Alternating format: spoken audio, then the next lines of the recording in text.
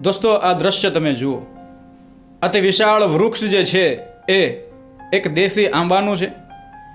ત્યારબાદ રસ્સીથી બાંધેલું આ પાણીનું મટકું તમે જુઓ, અને એ મટકામાંથી ટાઢું બોળ પાણી પીવા માટે અહીંયા બેઠેલા આ બધા રાહદારીઓ.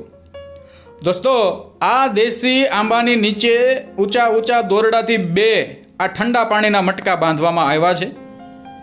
હવે તમને વિચાર આવતો હશે કે આમાં તે શું નવીન છે. તો દોસ્તો, હું અત્યારે રાજસ્થાનની અંદર કુંભલગઢથી 20 કિલોમીટર દૂર છું.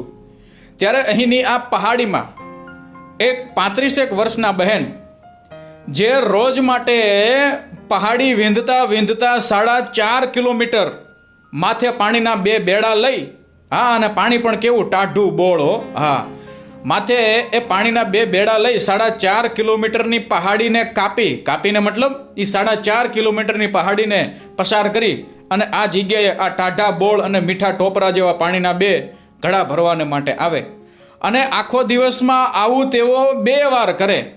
હા, એકવાર 10:30 વાગ્યાની આસપાસ અને એકવાર 4:30 વાગ્યાની આસપાસ એ 4.5 કિલોમીટરના પહાડોના અંતરને કાપી અને ટાઢા બોળ આ મીઠા પાણીના 2 ઘડા ભરવાને માટે આવે છે.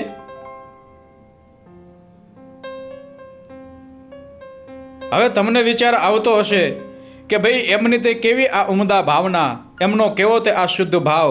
પણ દોસ્તો, તમે વિચારો તો ખરા, આ ગામડું ગામ છે રાજસ્થાનની ધરતીનું. હા, અહીંયા દૂર દૂર સુધી કોઈ મોટી દુકાન તમને જોવા મળી જાય ને તો એ અહોભાગ્ય સમજવાના.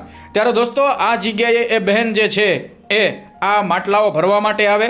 મેં તમને કીધું તેમ કે 2 વાર ભરવા માટે આવે. 4.5 કિલોમીટરનો પહાડી ઉપર ઉબડ-ખાબડ રસ્તો. અને દોસ્તો, વિશેષ વાત એ છે, એ બહેન જ્યારે આ જગ્યાએ પાણી ભરવા માટે આવ્યા ત્યારે મેં એમને સહજ ભાવે પૂછ્યું કે બેન, તમે આટલી બધી આ મહેનત કરો છો કે જેના લીધે રાહદારી લોકોને આ જગ્યાએ પાણી મળી રહે, તો આમાંથી એટલે કે આ બધી સખત મહેનત કરવાથી બદલામાં તમને શું મળે? તો એ બહેન જે છે એ મંદ મંદ હસતા એટલું બોલ્યા કે આ બધું કરવાથી મને એક આનંદ મળે છે. દોસ્તો, એક સૌમ્યતા ભર્યા ભાવે એ બહેન જે એટલું બોલ્યા કે આ બધું કરવાથી મને આનંદ મળે છે, તો એની અંદર એ બેઠેલો પરમાત્મા કેટલો રાજી થતો હશે.